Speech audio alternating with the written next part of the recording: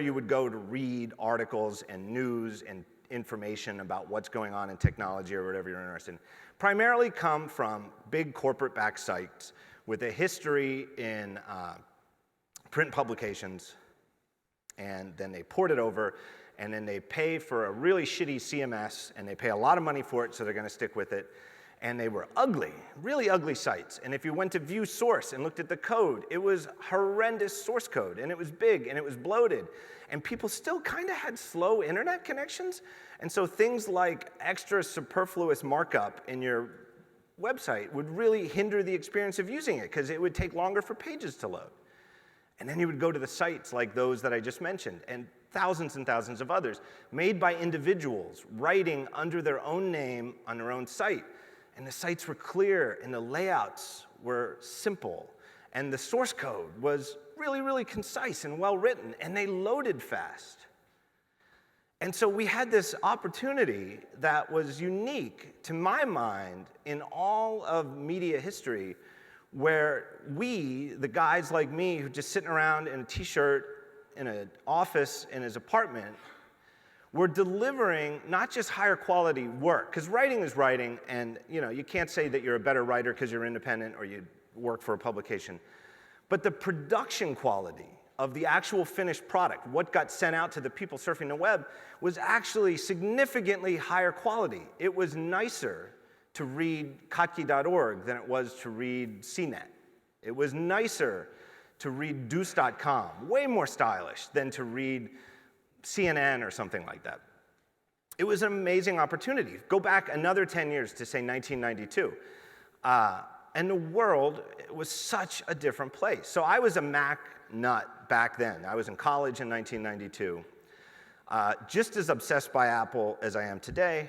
But there was there was an internet, but there was no web, and there was nobody publishing stuff. It was almost impossible to get weekly news. There was a publication called MacWeek. Anybody remember MacWeek? So for those who don't know, MacWeek was called a trade newspaper, trade paper, I forget what they called it. But it wasn't a magazine, but it was printed on real nice glossy paper, but it was like about the size of like the Daily News. It was like a tabloid type thing. And it came out, obviously, once a week. I loved MacWeek, and MacWeek had all the news of new versions of software that was coming out, and they had rumors. They had a rumor columnist on the back page who would tell you all the stuff, that there's now a whole industry about, speculation about new Apple products. You could not buy it. There was no way that you could just call up and say, I would like to subscribe to MacWeek because I'm a Mac nut. You couldn't do it. They had this crazy business model where it was all about the demographics of their audience that they were selling to the advertisers. And so the only way you could get MacWeek was to fill out it was like, seriously, it wasn't like a card, it was like a job application. You had to, and what they wanted were like Mac administrators, people who worked at Mac software companies. You had to be in the industry. I filled that thing out like 3 or 4 times under false pretenses. Trying to get MacWeek. And I had a friend in college who did it. He did the same thing, and he got it, and he was getting MacWeek. And if you did it, you didn't have to pay a damn thing. It just showed up. And I was so mad. I'd say I was a programmer. I'd say I was a system administrator. I think what gave me up was that the address was always a dorm room. But that's a really different world. There was we were information starved. And if someone who had an interest like me wanted to do it on his own, how could I compete with MacWeek? How could one person on his own even vaguely compete with it? There were things like newsletters, there were Mac user groups, and they printed up newsletters. But you're just printing stuff on 8.5 by 11 paper and photocopying it and stapling it. And how many of those can you actually send out? You can't compete with something like Macworld Magazine that has a circulation of X 100,000 subscribers. It's impossible for one person to do it.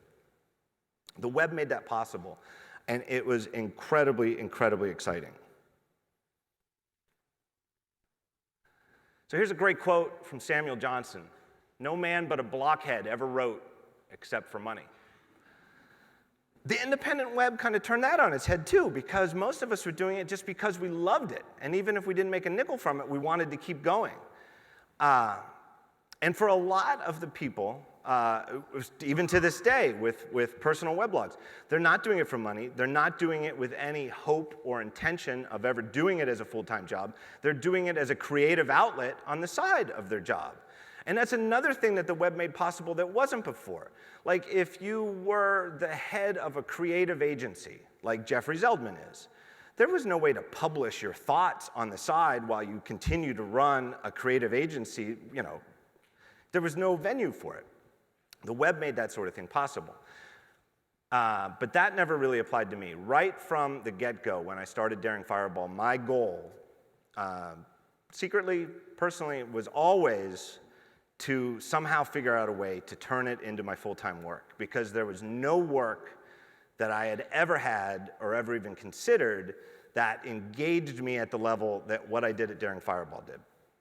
So very early on, 2004, I started tinkering with just ideas, throwing stuff up against the wall, see what sticks. I was one of the first sites ever to run Google AdSense. This was in the summer of 2004, I believe. I had one good month where I made a couple $100, and it was because I made an analogy between graphic design and men's hairpiece design. With the gist of the analogy, I'll go on a tangent, was that a newspaper went around and asked people who make men's hairpieces, hey, how come men's hairpieces look so bad? And they were like, you know what, they don't have to look bad, but the secret is if you're bald, just make it look like you're a little less bald. If you're a little bit less bald, just make it look like you're a little less bald. But all of it's very expensive, and when you tell the client, ooh, that's gonna be expensive, they say, hey, if I'm paying a lot of money, I want a lot of fucking hair.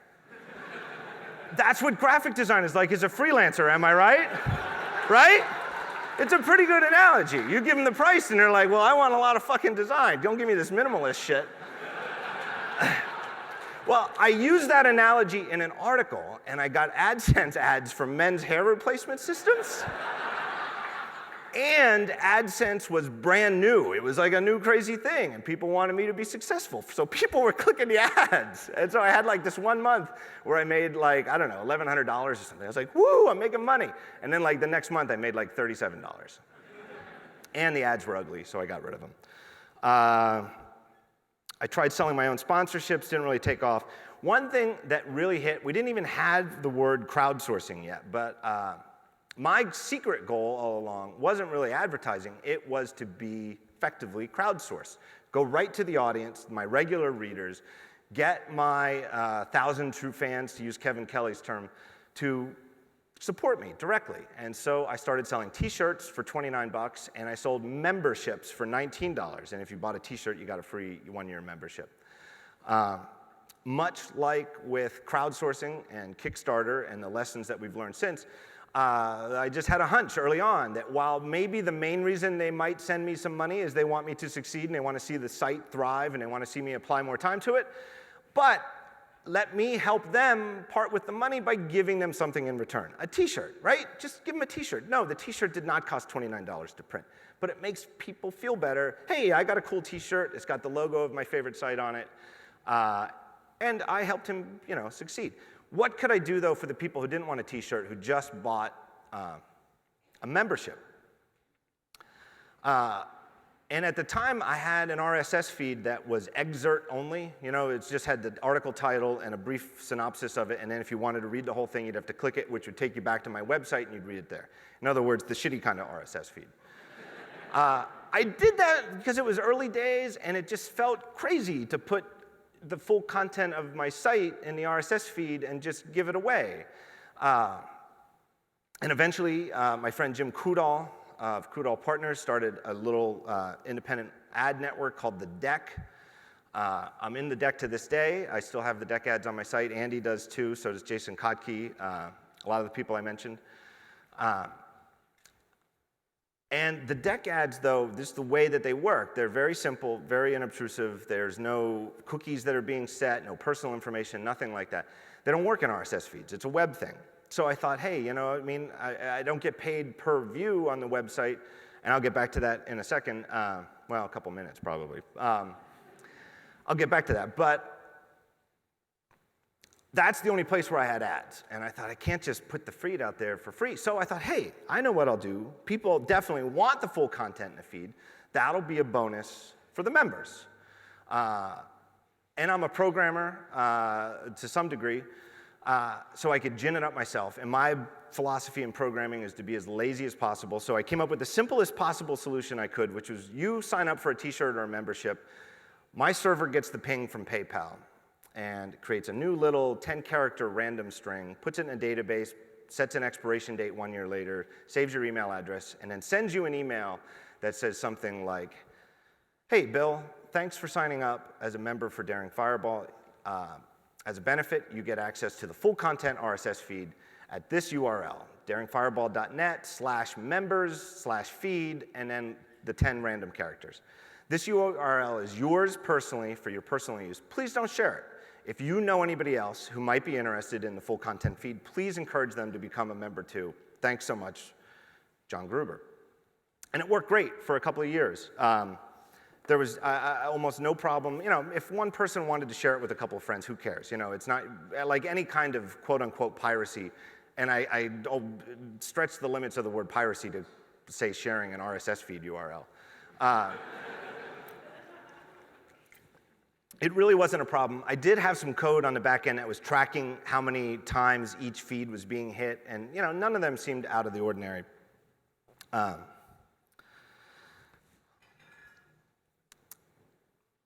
And then things changed, though, because in the early days, everybody, at least at Daring Fireball, who was reading RSS feeds, was doing it on their Mac. Most of them using NetNewsWire by my now colleague at another venture, Brent Simmons. But there were other great Mac newsreaders. They ran locally. You subscribed to feeds. You could put your own little personal Daring Fireball feed in there, and it all just worked. But circa 2006 or so, what changed is that people started using online aggregators like Bloglines and a couple of others.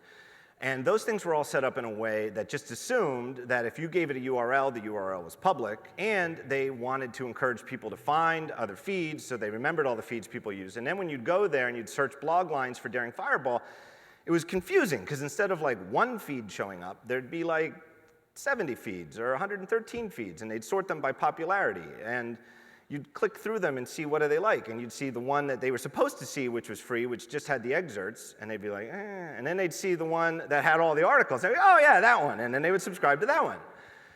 Nobody had done anything wrong. The Daring Fireball members who had posted those URLs into Bloglines were just trying to use Bloglines, and Bloglines made a sane assumption that the URLs people were subscribing to that weren't password protected were public feeds. And the people who just randomly discovered it had every reason to assume they were supposed to discover it, and that I was just really, really bad, maybe crazy at designing URLs. I don't know, usually they end in .xml. This one ends in some kind of hexadecimal code. The other thing I did in 2006 was I decided to go full-time on Daring Fireball. And my goal from like 2004 to 2006 was to sort of build up the revenue that was coming in from Daring Fireball as steadily as I could and get it up to the point where it was roughly equivalent to my salary at the full-time design job that I had. And then when it got there, it would go from being a nice side project. I would just step over and I'd be like, okay, now I do this, and forget about the job. And now my family still has the same level of income that we did before I quit the job. And it was a really nice hobby. I think it was making a lot more money than most people with a personal blog in 2006 had, but it was nowhere near my full-time salary, and I didn't know what to do, and I could see that it wasn't getting there fast. And I came up with a theory that it was only ever going to work after I started putting full-time effort into the site, that I had to put the full-time effort in first for months to make it more popular. And then when it got more popular, it would start making more money, and then that would start the circle where the revenue would get up to the point where I would do it.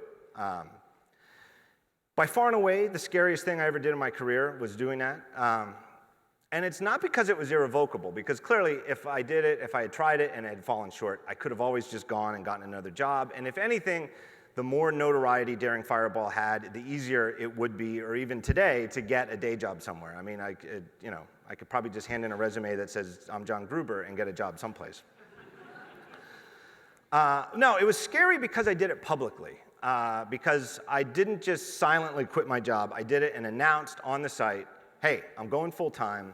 I think it's only going to work if I do this. I don't know if it is. Any of you out there who've been sitting on the fence for a year or two thinking, maybe I should become a member, maybe I should buy a t-shirt. If you've been sitting on the fence for a while, this is the time to do it. And the response was overwhelming. It was by far and away the most t-shirts I had ever sold, maybe even to this day. Lots and lots of new memberships. And somewhere, I don't know, $30,000, $40,000 in profit when all was said and done. And that was the nest egg with which I launched Daring Fireball as a full-time effort. And as the year went on, month to month, especially the first few months when I was getting started, we were just eating into that savings and eating in and eating in and eating in. But then, month by month, it was like kind of creeping up. And then by the end of 2006 or so, it was maybe like break even. It was like our monthly bills and our monthly revenue were close enough that if you squinted, they looked all right. And then it kind of stuck there. That's just where it stuck. And that was kind of a weird place to be, and I had never really anticipated that. I thought only in binary terms when I first started it, and I thought, this is either going to crash and burn, and like 3 months later I'm going to be like, guess what, I have a new full-time job. Or it's going to be a rousing success, and I'm never going to have a real job again the rest of my life. I did not anticipate the sort of month-to-month struggle of, boy, I hope we can pay all our bills this month. And then a weird thing happened. In 2007. There's one company whose decision, a product decision that they made, more or less set the future for Daring Fireball as a financial operation, at least. And I think that the company that this is super, super, well, I think funny, but at the very least it's ironic. Because it's Google. And it's funny / ironic because today in 2014, I'm probably well known as if not a critic, at least a skeptic of Google and their privacy. And as a design critic, I'm not a fan of their device ecosystem as it compares to iOS. But I do like Google overall. I mean, I may be harsh on them and I may criticize them at times, but I do like them. But what it was in particular that saved Daring Fireball was this, and that is because Google Reader did not grasp password-authenticated feeds. But I had to switch to password-authenticated feeds from the old system of just putting the little crazy URL at the end because, like I said, thousands and thousands of people were using it who weren't supposed to, and I thought it was discouraging people from becoming members. So I switched to password-authenticated feeds, and then I started getting email every day from very nice readers, always polite. I don't think I ever got a single angry letter about this. Always nice. Hey, John, big fan. Been reading your site since the beginning. Became a member 2 years ago, became a member 3 years ago, 1 year ago, whatever. Started using Google Reader. How do I get your feed to work in Google Reader? And it was always posed that way. How do I get it to work? Because of course it had to work somehow in Google Reader because Google Reader was crazy popular.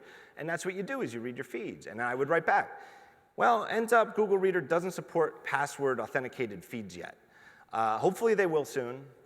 And when they do, I will write about it at Daring Fireball, let everybody know how to set it up. And the months went on, and it just became worse and worse. And I think when you keep getting the same email every day from more and more people, you just step back and you think, well, what am I going to do about this? So I stepped back, and I thought about it, not from my perspective, but from Google's perspective. And as soon as I did that, it just snapped. I mean, I should have known it instantly. Google was never, ever in a million years going to support password-authenticated feeds in Google Reader. Because think about it from Google's perspective. I have a feed. I have 2,000 subscribers who use Google Reader, who read the feed. Google hits that feed once. Oh, there's a new article. Grabs it. Then all 2,000 people who use Google Reader get it from Google. One hit, all 2,000 people get it.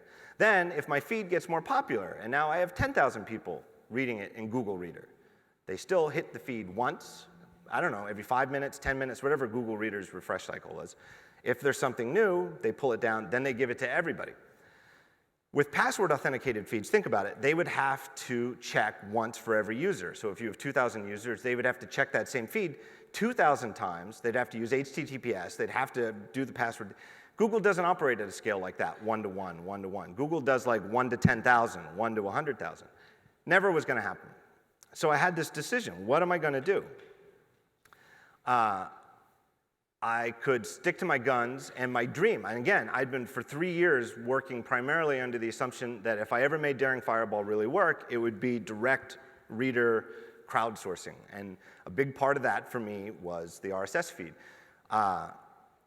Literally thousands of people who signed up for it just to read my feed. But there's so many other people that wanted to use Google Reader, and I couldn't do it. And so I thought, you know what? Never err. It always seems like the best idea to err on the side of making the reader, the user, the customer, whatever you want to call them, make them happy. And I thought the only way I can do that is to just make the full content feed free and figure out a way to make money on it after that. So I made the feed free, and I thought, there, everybody gets the full content for free. Now, how can I make money on this?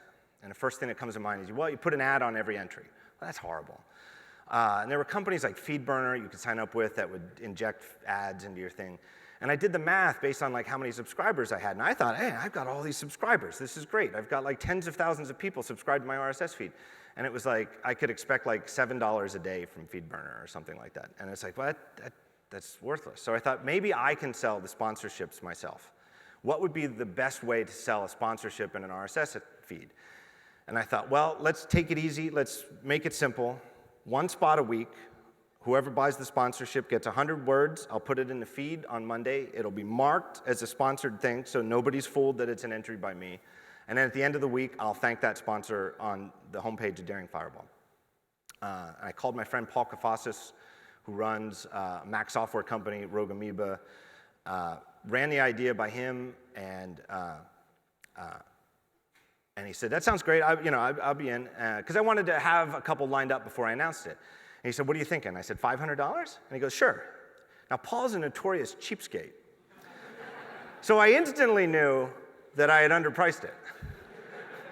I forget who I sold the second one to, but it was 15 minutes later, and I sold that one for $750. And I thought, okay, I'm onto something. Quickly, and as the schedule filled up, I just raised the price steadily over the years, and it's now pretty expensive. And in 7 years, 52 weeks a year, I've never had an unsold week. So thanks to Google Reader, I finally found a revenue stream that actually worked, was sustainable, and made everybody happy. Readers liked it because it was inobtrusive, and they liked the sponsors. I only run sponsorships. Over the years, I've had to reject a handful, not too many, but a handful because I didn't think that what they were trying to sell would be of interest to my audience. Sponsors like it. I have an enormous number of sponsors who come back for repeat sponsorships, which to me is the clearest sign that it works, and I like it because it makes money. There is a bad guy in this story. There's a boogeyman, and that boogeyman is CPM. How many people are familiar with CPM? A lot of people, yeah, a lot of scars.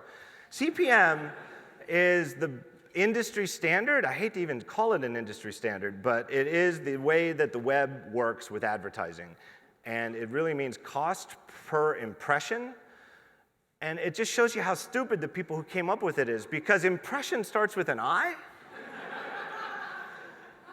CPM is what you get when you let the inmates run the asylum, because CPM wasn't designed by the publishers, it wasn't designed by writers, it wasn't designed by creative people who want to sell sponsorships or advertising on their work. It was designed by the ad agencies, the advertisers who are desperate and crazy for all the metrics and click data and personal information and cookies that track you across websites.